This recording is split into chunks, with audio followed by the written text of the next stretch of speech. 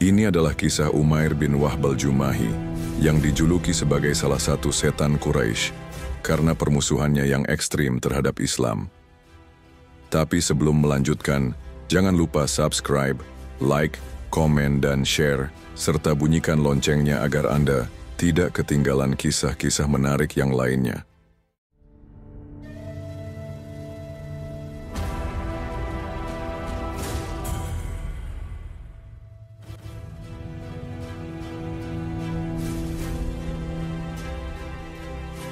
Pasca kekalahan telak di Badar, kota Mekah, diselimuti awan duka dan kemarahan. Para pemimpin besar Quraisy telah tewas, dan keangkuhan mereka hancur lebur di dasar sumur tua Badar. Di antara mereka yang paling terpukul adalah dua tokoh, Safwan bin Umayyah dan Umair bin Wahb. Safwan bin Umayyah, seorang bangsawan kaya raya, kehilangan ayahnya, Umayyah bin Khalaf, dan saudaranya dalam pertempuran itu. Hatinya membara oleh api dendam yang tak tertahankan. Setiap sudut Ka'bah seolah membisikkan kenangan pahit akan kekalahan itu. Umair bin Wahb, di sisi lain, dikenal sebagai individu yang licik, keras hati, dan sangat memusuhi Nabi Muhammad serta para pengikutnya. Ia adalah salah satu penyiksa kaum muslimin di Mekah pada masa awal dakwah. Bebannya di Badar bersifat ganda. Selain menanggung aib kekalahan sukunya, putranya yang bernama Wahb bin Umair tertangkap dan menjadi tawanan perang di Madinah. Suatu hari, tak lama setelah peristiwa Badar, Safwan duduk termenung di dekat Hijr Ismail, meratapi nasib kaumnya. Tak lama kemudian, Umair bin Wahb datang dan duduk di sampingnya. Keduanya terdiam, larut dalam kesedihan dan amarah yang sama. Umair memulai percakapan dengan nada getir. "Demi Tuhan, tidak ada lagi kebaikan dalam hidup setelah para pemuka kita yang terkubur di dalam sumur itu." Safwan menyahut dengan penuh dendam, "Kau benar, demi Tuhan. Hidup terasa hampa tanpanya." Ia terdiam sejenak, lalu melanjutkan, "Tapi setidaknya kita masih punya tanggungan, anak-anak kita, yang membuat kita masih ingin bertahan."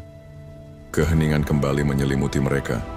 Namun di dalam hati Umair, sebuah rencana gelap mulai terbentuk. Ia menoleh kepada Safwan dan berkata dengan suara rendah penuh tekad, "Kalaulah bukan karena utang yang melilitku dan kekhawatiranku akan nasib keluargaku jika aku tiada, sungguh aku akan menunggangi kudaku sekarang juga ke Yatsrib dan membunuh Muhammad." Ia melanjutkan, "Aku punya alasan yang kuat untuk pergi ke sana. Putraku ditawan di tangan mereka. Kedatanganku tidak akan dicurigai." Mata Safwan bin Umayyah berbinar. Ia melihat sebuah kesempatan emas untuk membalaskan dendamnya melalui tangan orang lain. Inilah solusi yang ia cari. Tanpa ragu, ia menatap Umair dan berkata dengan tegas, "Umair, kemarilah. Utangmu biar aku yang menanggungnya, berapapun jumlahnya. Dan keluargamu, aku akan merawat mereka bersama keluargaku. Aku akan memberikan apapun yang mereka butuhkan selama aku masih hidup. Aku punya harta yang lebih dari cukup untuk menjamin itu semua." Tawaran ini adalah semua yang dibutuhkan Umair. Wajahnya yang tadinya muram kini berubah menjadi seringai penuh keyakinan. Konspirasi paling rahasia dan mematikan pun terjalin. "Kalau begitu," kata Umair, "rahasiakan pertemuan dan kesepakatan kita ini. Jangan biarkan seorang pun tahu." "Aku jamin," jawab Safwan. Persetujuan itu telah dibuat. Umair bin Wahab, sang setan Quraisy, kini memiliki misi baru. Menjadi seorang pembunuh bayaran untuk membungkam sumber cahaya Islam untuk selamanya. Umair tidak membuang waktu. Ia kembali ke rumahnya dan segera mempersiapkan misinya. Ia mengambil pedangnya, sebuah senjata yang telah ia andalkan dalam banyak pertempuran. Ia mengasahnya hingga ujungnya setajam silet. Tidak cukup dengan itu, ia kemudian melumuri seluruh bilah pedang itu dengan racun yang paling mematikan yang bisa ia temukan. Satu goresan kecil saja sudah cukup untuk mengirim lawannya menuju kematian yang menyakitkan. Dengan pedang beracun yang tersandang di bahunya, ia mengumumkan kepada keluarganya bahwa ia akan berangkat ke Madinah untuk menebus putranya, Wahab, Sebuah alasan yang sempurna, penuh dengan nuansa kasih sayang seorang ayah. Yang menutupi niatnya yang sehitam malam, Umair menunggangi kudanya, meninggalkan Mekkah dengan hati yang dipenuhi kebencian dan ambisi. Sepanjang perjalanan berhari-hari melintasi padang pasir yang ganas, pikirannya hanya terfokus pada satu hal, wajah Rasulullah. Ia membayangkan skenario pembunuhan itu berulang kali, memastikan setiap detailnya sempurna agar ia bisa kembali ke Mekah sebagai pahlawan yang telah membalaskan dendam Quraisy. Akhirnya Umair tiba di Madinah. Ia mengarahkan kudanya langsung menuju Masjid Nabawi, pusat kehidupan komunitas Muslim. Saat ia turun dari kudanya di depan pintu masjid, pedang beracun itu masih tergantung dengan angkuh di bahunya. Pada saat itu, Umar bin Khattab sedang duduk bersama beberapa sahabat Ansyar, berbincang tentang kemuliaan yang Allah berikan kepada mereka di Perang Badar. Tiba-tiba, pandangan Umar yang tajam menangkap sosok Umair bin Wahab. Seketika, instingnya menyala. Umar mengenal betul siapa Umair. Ia tahu betul rekam jejaknya yang penuh permusuhan. Tanpa ragu sedikit pun, Umar berdiri dan berseru, "Anjing ini musuh Allah Umair bin Wahab. Demi Allah, ia datang ke sini pasti dengan niat jahat." Umar tidak menunggu lama. Ia segera menghampiri Rasulullah yang berada di dalam masjid dan berkata, "Ya Rasulullah, musuh Allah Umair bin Wahab telah datang dengan pedang tersandang. Ia pasti punya niat buruk." Rasulullah, dengan ketenangan yang berasal dari wahyu, hanya berkata, "Bawa dia kemari." Umar segera keluar. Dengan cengkeraman sekuat baja, ia memegang selendang yang melilit leher Umair dan tali pedangnya, lalu menyeretnya dengan kasar ke hadapan Nabi.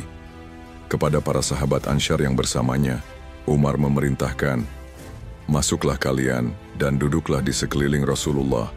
Waspadalah terhadap orang fasik ini, ia tidak bisa dipercaya." Maka Umair bin Wahab, sang calon pembunuh, kini berdiri di hadapan targetnya, diseret seperti seorang pesakitan oleh Umar bin Khattab yang menatapnya dengan penuh amarah dan kewaspadaan. Melihat Umar menyeret tamunya dengan kasar, Rasulullah berkata dengan lembut namun tegas, "Lepaskan dia, wahai Umar. Mendekatlah, wahai Umair." Umair melangkah maju, masih berusaha menyembunyikan kegugupannya dengan topeng kesombongan. Ia memberikan salam jahiliyah. An'im syabahan Rasulullah menjawab dengan senyum, "Allah telah memuliakan kami dengan salam yang lebih baik dari salammu itu, wahai Umair, yaitu Assalamualaikum, salam para penghuni surga." "Demi Tuhan Muhammad," balas Umair dengan nada sedikit mengejek, "engkau pasti belum lama mendengar salam itu." "Lalu, apa tujuanmu datang kemari, wahai Umair?" tanya Rasulullah langsung ke pokok persoalan.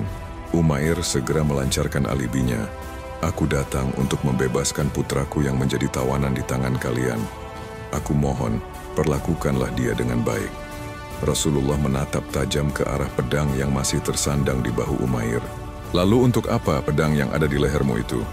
Umair menjawab dengan cepat seolah meremehkan, "Celakalah pedang-pedang ini. Apa gunanya bagi kami? Apakah ia bisa menolong kami saat di Badar?" "Jawablah dengan jujur, Umair," kata Rasulullah dengan suara yang tenang namun menusuk. "Untuk apa sebenarnya engkau datang?" "Aku datang hanya untuk tujuan itu," desak Umair, masih berpegang pada kebohongannya. Disinilah momen keajaiban terjadi. Rasulullah menatap lurus ke mata Umair, dan dengan wahyu dari Allah yang Maha Mengetahui segala rahasia, beliau membongkar seluruh konspirasi itu dari akarnya. "Tidak," kata Rasulullah, "engkau telah berbohong. Kenyataannya adalah, engkau duduk bersama Safwan bin Umayyah di Hijr Ismail. Kalian berdua membicarakan korban-korban Quraisy yang tewas di Badar. Lalu engkau berkata, 'Kalau bukan karena utang dan keluargaku, aku pasti akan pergi membunuh Muhammad.' Kemudian Safwan bin Umayyah menanggung semua utang dan keluargamu dengan syarat engkau datang untuk membunuhku. Tapi ketahuilah, Allah adalah penghalang antara dirimu dan tujuanmu itu." Wajah Umair seketika pucat pasi. Setiap kata yang diucapkan oleh Nabi Muhammad adalah kebenaran mutlak. Setiap detail percakapan rahasianya dengan Safwan yang ia yakini tidak didengar oleh satu makhluk pun di dunia, kini terurai di hadapannya. Jantungnya berdebar kencang, keringat dingin membasahi keningnya. Tidak ada lagi kesombongan, tidak ada lagi kebencian. Yang ada hanyalah keterkejutan total dan kesadaran yang luar biasa. Ini bukan sihir, ini bukan tebakan, ini adalah pengetahuan yang mustahil didapat oleh manusia biasa. Saat itu juga, benteng kekafiran di dalam hatinya runtuh berkeping-keping. Dengan tubuh gemetar dan suara yang terbata-bata, Umair bin Wahab berseru dengan keyakinan penuh. Asyhadu an la ilaha illallah wa asyhadu annaka Rasulullah. Aku bersaksi bahwa tidak ada Tuhan yang berhak disembah selain Allah, dan aku bersaksi bahwa engkau adalah utusan Allah. Ia kemudian melanjutkan, Ya Rasulullah, dahulu kami selalu mendustakanmu perihal wahyu yang datang kepadamu dari langit. Namun perkaraku dengan Safwan ini, demi Allah, tidak ada seorang pun yang mengetahuinya selain kami berdua. Dan kini, demi Allah, aku yakin seyakin-yakinnya bahwa tidak ada yang memberitahukan hal ini kepadamu selain Allah. Segala puji bagi Allah yang telah memberiku hidayah kepada Islam dan menuntunku ke jalan ini. Seketika itu juga, suasana di dalam masjid berubah. Musuh paling berbahaya yang baru saja masuk dengan niat membunuh, kini telah menjadi seorang saudara seiman. Rasulullah tersenyum dan berpaling kepada para sahabatnya. Ajarilah saudara kalian ini tentang agamanya. Bacakanlah Al-Quran untuknya dan bebaskanlah putranya. Para sahabat segera melaksanakan perintah itu. Umar bin Khattab, yang tadinya mencengkeram leher Umair, kini menatapnya dengan penuh haru. Ia kemudian berkata, Demi Allah, dulu saat ia datang, ia lebih aku benci daripada seekor babi. Tapi sekarang, ia lebih aku cintai daripada sebagian anak-anakku sendiri. Hidayah telah meresap ke dalam jiwa Umair. Ia belajar Islam dengan cepat dan semangat, namun hatinya merasa gelisah. Ia menghadap Rasulullah dan berkata, Ya Rasulullah, dahulu aku adalah orang yang paling gigih berusaha memadamkan cahaya Allah dan menyakiti kaum muslimin. Sekarang izinkanlah aku kembali ke Mekah untuk menyeru mereka kepada Allah, kepada Rasul-Nya, dan kepada Islam. Semoga dengan perantaraanku, Allah berkenan memberi mereka hidayah. Rasulullah memberikan izinnya. Maka Umair bin Wahab pun kembali ke Mekah. Sementara itu, di Mekah, Safwan bin Umayyah dengan penuh semangat menyebarkan kabar gembira versinya.